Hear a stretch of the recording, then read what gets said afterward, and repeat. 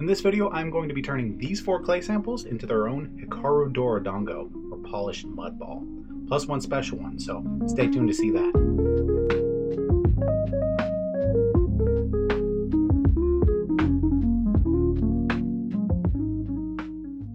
Hikaru Dorodango is the Japanese art of taking ordinary soil and turning it into these really beautiful, highly polished balls of mud. Hikaru roughly translated meaning shiny, and Dorodango meaning mud dumpling. And it's almost rock-like in texture and is really beautiful to look at. I made this Dorodango from a kit that I purchased online. Actually, it was put together by a YouTuber, Dorodango Noriko. Link will be in the description. And that kit is really great because it puts together the perfect proportion of dirt to sand to water to get really easy Dorodango. That ratio is not strictly necessary. You can use basically any soil to make a Dorodango. Of course, some will be more difficult than others. And at the end of the day, it just comes down to dirt and water, which is exactly what these clay samples are made out of. So I want to see how they look compared to one another, but I'm also really interested to see which ones will be easier to work with. And spoiler alert, I have already made them. All 4 of them are done, but like I said, I do have one special one planned, so I'm going to take you along for that one. So I want my finished Dorodango to be somewhere around 250 grams. And I know from the Noriko video that a good ratio for the amount of sand is about 20 to 25% of the total weight in sand. So I want about 200 grams of pure clay to start with. And there's an unknown amount of water in this clay, so I won't be able to get the perfect ratio that Noriko uses in their tutorial video. Highly recommend you check that out, by the way. But I do want to get close. Alright, so we got about 200 grams of clay. I'll be adding about 50 grams of sand. And this is just sand that I got from Home Depot, but it is important. I took a fine mesh strainer and got it down to the finest particle size of sand.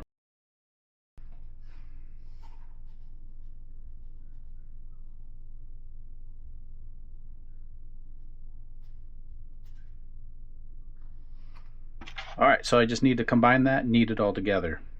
This was harder than I expected since the moisture content on my clay was so low, but breaking it into chunks made it easier, so after a lot of kneading, I got it all incorporated. After that, I formed it into a rough ball to start the next step. And this next step is where most of the work is done to make sure that the Dorodango ends up as a perfect sphere. Basically, you alternate using the pads of your fingers to push down the high spots with this technique of rolling the ball on a flat surface. It's important not to use too much pressure during this part of the process and let the weight of the ball do most of the work for you. If you push too hard during this step, you risk deforming the ball. Make sure to alter the rolling motion every now and then so that you aren't focusing too much on one particular area.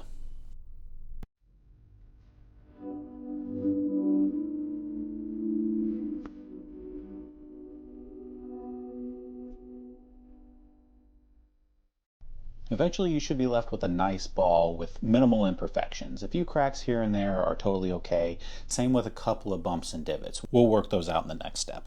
But first we'll let it dry out for about 12 hours just so that it can harden up. And I will raise it ever so slightly just so that air can pass underneath and help it dry out more evenly. And coming back after that time, it feels a lot more like leather, so we know it's ready. So I will rehydrate just the outer layer by rolling it around in plain water for about 20 to 30 seconds.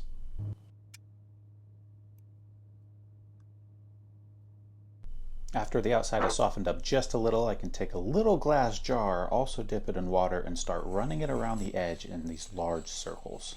This will help grind down some of the high spots and get them more even with the lower spots in the clay. If the ball isn't dry enough when you start this process, you can actually work deeper divots into it than you are trying to take out. As you continue to make these circles, a fine kind of clay slurry will build up on the surface, and then you end up pushing that into those finer cracks that we were noticing earlier. And you really want to take your time with this process because at the end of it, you're left with your final shape, so you really want it to be as smooth and spherical as possible.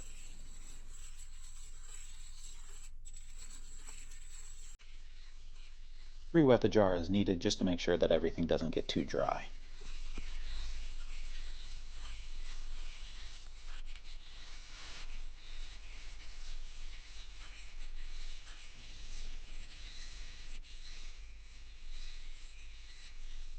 Every now and then when I notice a divot that's a little too deep, I do like to grab a little bit of this extra clay that builds up on the side of the jar and use that to fill in the holes. Then I just smooth it over with my finger.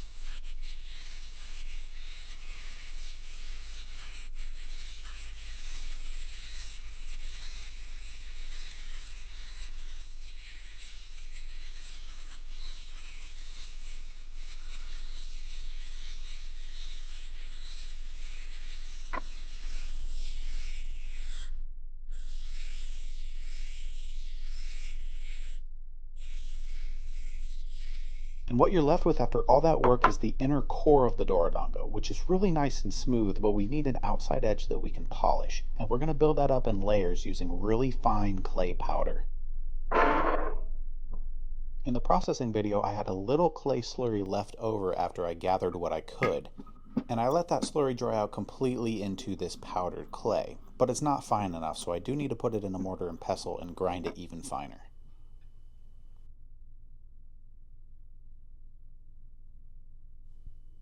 After some grinding, I pass all that powder through a fine mesh strainer just to filter out the smallest particle size possible.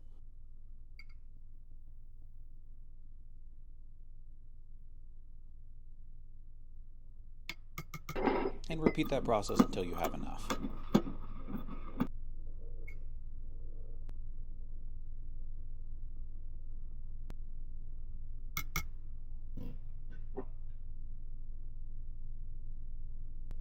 To make sure that powder adheres properly, we do need to apply one more layer of water to the outer surface of the Dorodango. This is not so much to hydrate it as it is to make it tacky enough for the powder to stick. So once it's good and tacky, you can go ahead and apply the powder.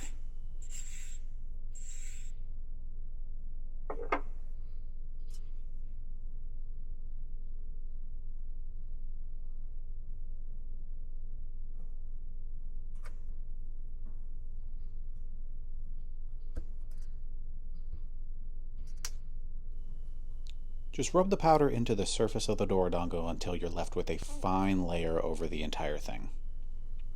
When you have a nice even coat, it's time to move on to the polishing phase, which is done with one of these ceramic egg cups. Again, wet the bottom and rehydrate that powdered layer of clay using the same large circular motions. You only want to use enough water just to barely hydrate that layer. And then continue working it into the Dorodango core using those large sweeping circular motions. You should notice over time that that layer starts to incorporate into the core and it starts to get tacky again.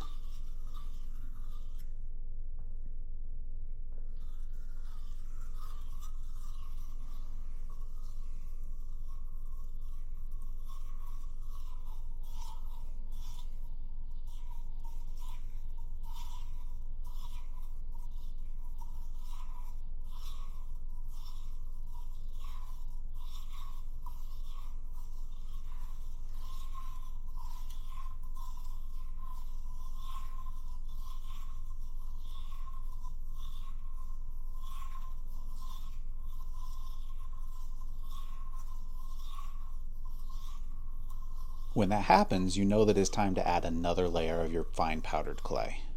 And ordinarily, you would repeat that process about 5 or 6 times until you feel like you have a really nice outer layer. Then you can start to bring out the shine. But for this Dorodango, I'm going to be changing up my outer layer. This box contains a small amount of glacial silt from the Matanuska Glacier in Alaska. I decided to take home just a little bit in case I needed it for a project just like this. You can see that there are some pretty large chunks, and silt by definition is a larger particle size than clay, so we definitely need to grind this down in the mortar and pestle. But I think once I do that, this should work for the outer layer of my Dorodango. So you may be asking, why glacial silt? Well, my wife and I love to travel. It's one of our favorite things to do together, and we recently got back from a trip to Alaska. And there's something really poetic to me about using clay that I processed myself out of Georgia red clay, harvested in basically the most southeastern part of the United States, and then coating that in silt taken from basically the most northwestern part of the United States. Two distinct colors and materials, one for my home and one for my adventures with my wife, juxtaposed in one uniquely beautiful Dorodango, which is already an exercise in patience and care. And to me, that spells a perfect project. Of course, after grinding, the silt also has to be filtered through the fine mesh strainer to remove all the larger particles. And then we repeat the same process as the other outer layers. First, wetting the Dorodango just until it gets tacky.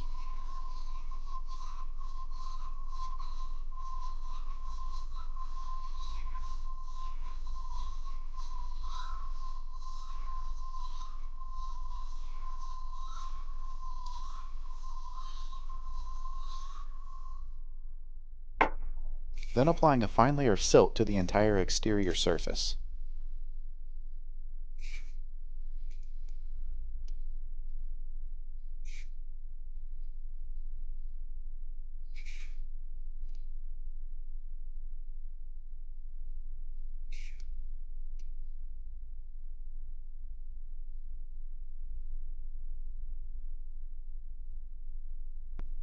Then using a little bit of water and the underside of an egg cup to rehydrate that silt and work it into the outer layer of the Dorodango.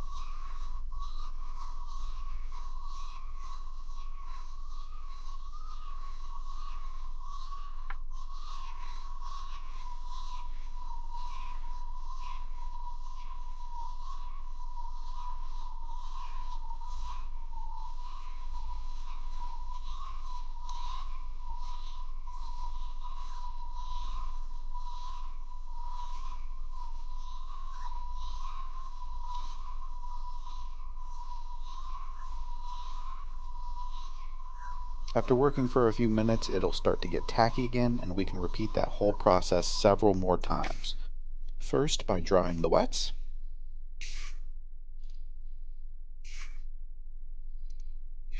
and then by wetting the dries. Finally, gently working it into the surface. Dry, wet,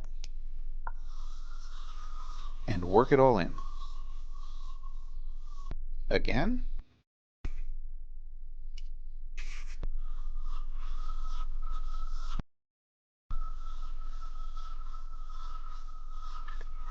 and again,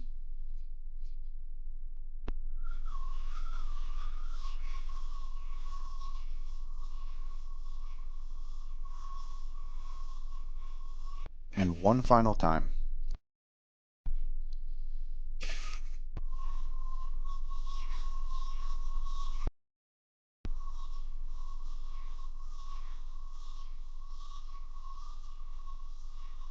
Now that I'm done adding the silt, I see that I actually have a pretty significant amount of it left, so I am going to gather that up, and maybe I can use that in another project sometime. After a quick cleanup, it is finally time to start our first round of polishing.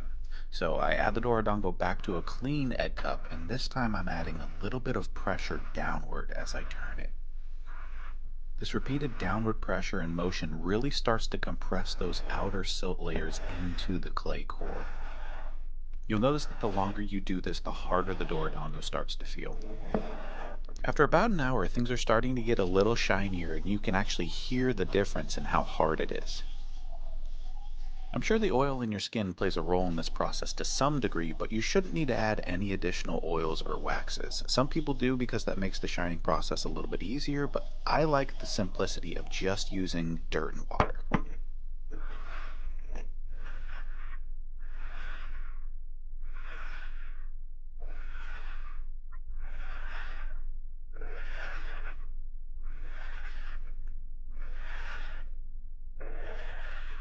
After about another hour, things are looking really shiny and it's feeling hard, but there's still a lot of moisture left in the core of the Dorodango. So we do need to let it dry for about another 12 hours, and that moisture will actually work its way out towards the surface. And that will make the surface cloudy again, meaning that we'll have to polish it for a second round, but that's actually when the cool part happens.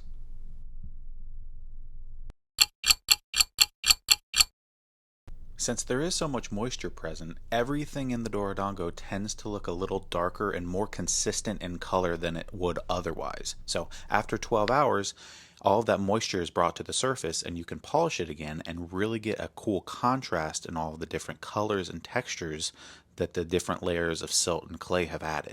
So this is that exact same Dorodango after another couple hours of polishing, but you can probably see that there's a huge difference in a lot of the colors on the surface now. There's a lot of variation in tone and hue, and it looks really cool. But this Dorodango just needs some polishing with a microfiber cloth and it should be done. So let's compare it to the others. Alright, so here are all of the Dorodangos and the clay samples they came from. So we'll start on the left here. This clay sample was that really light colored creamy clay that I picked up, and it's not great quality for firing, but it works okay for a Dorodango. So I have one that was able to get a pretty good shine, and it came together pretty easily. You'll see that there are some areas where it's a little lighter in color and dull. That actually flaked off in the shining process. So that could be user error, or it could be partly because of the quality of the clay, but not super sure about that one. Now this darker chocolate colored clay was terrible to work with. It did not come together very nice at all. In the end, I'm left with a decent Dorodango, very cloudy in some areas. It did take a shine in some other areas, but it was so hard to work with.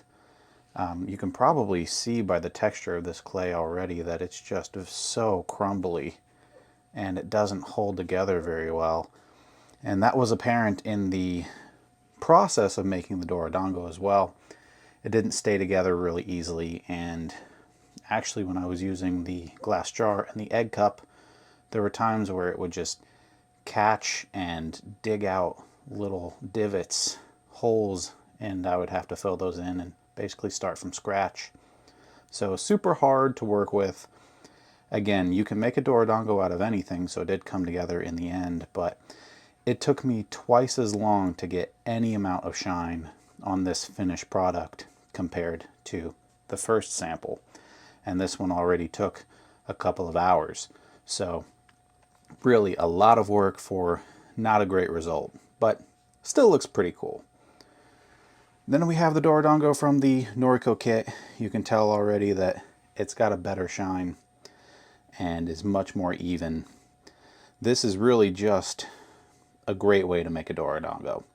And again, that ratio is really well thought out. And if you want to get into making Dorodangos, highly recommend you give this kit a try. Now we have the two better clay samples, in my opinion. At least they're the ones that I think will fire more easily. So we have the lighter one here, made a small one out of this. And this was just a treat to work with. You can see a couple of these lighter areas that are duller. And they did flake off in the actual process of shining. And I think that was mostly user error. I think I used a little too much pressure when I was pushing down in the final shining. So I did have to fill those in afterwards, and that did not take a shine quite as well, but easy to work with. I feel like this Dorodango came together quicker than either of the other two that I harvested myself, and pretty similarly to the perfect ratio in the Noriko kit. So not a bad sample there. And then we have the two that I made out of the Georgia red clay, the reddest of the Georgia red clay, since technically this is as well. But this one came together super quick. I found that I could put a shine on it way faster than any of the others, even this lighter stuff that is very similar in texture. I don't know what it was, but it just took a polish very quickly. That could be because I was using a lot of pressure in the shining stage of this one too. In fact, I think I used too much pressure. since you can see that I do have some cracks that formed, and I know that can happen when you use too much pressure in the shining stage of things. So that could be part of it, but I do think just the quality of the clay helped this one come together really easily and quickly compared to the others. And then finally I have the sample with the silt added. You can see that there's so much color variation that comes through once it actually all incorporates and dries. And I love how this looks. That dark color is just so beautiful. And it came together very easily as well. Just as easily as this one, but I think since I had the experience of 5 other Dorodangos before it, I was better at making them at this point. So this one is super nice. There are some areas that are a little more dull. I don't know if that is because of the silt or because of my technique, but I think I'll try to polish this one up a little more, give it some more time, maybe a couple more hours with the egg cup, and see if I can even out some of these imbalanced areas. But overall, very happy with this. I did want to stop before I created cracks in it as well, so maybe I was a little timid, a little scared to push forward since it was looking so nice, but either way, really happy with how this one turned out. So upon polishing this one a little more, I've discovered something interesting about it. There's actually a bit of an equator.